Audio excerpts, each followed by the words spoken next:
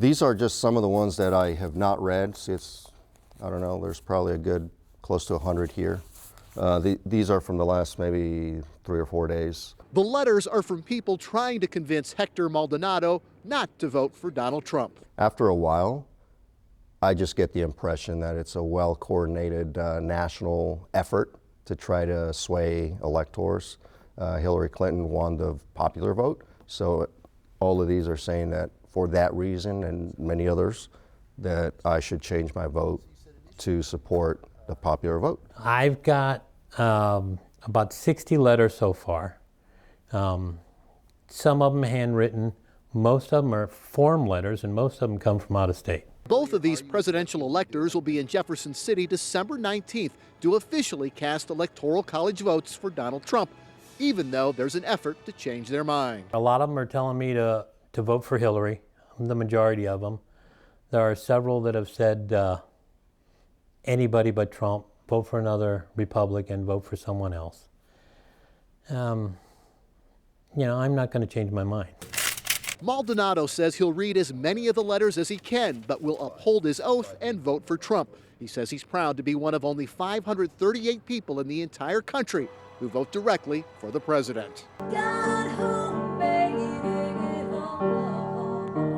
Michelle Betts wrote this song for her church worship. Its words will forever bring her back to Wednesday night, when she didn't think she or her family would live through.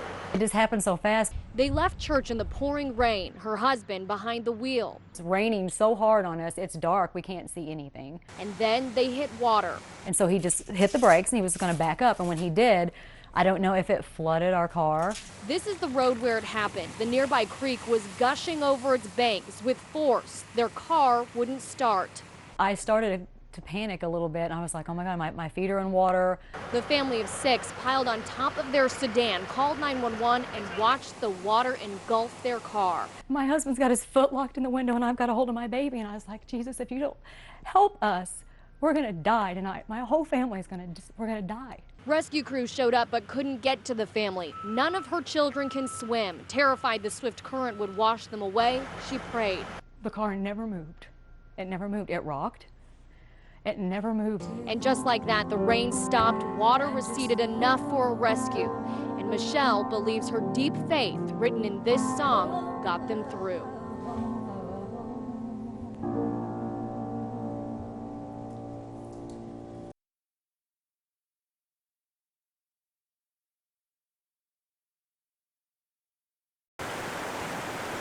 Hurricane Creek is supposed to flow into the Illinois River, but it now rages through the heart of Hillview, a town of about 300 people accustomed to the creek topping the levee but not breaking through. It all comes our way. Yeah. I got a call and said that the levee had busted somewhere around 7:30, and she started coming over. It's probably a good truck length or 2 truck lengths that's busted up by our hump. They come from the east end of town. It effectively cut off the west side of town. People here couldn't see how bad things were. Just a few blocks away, the water gushing into town in several spots and moving with such force, it took out the stairs to this second-floor apartment with 2 kids and 2 adults trapped. The dive team from nearby Morgan County went after them by boat. A crowd watched and hoped. The water too shallow for the boat's motor to be effective and too deep to be certain of a clear path.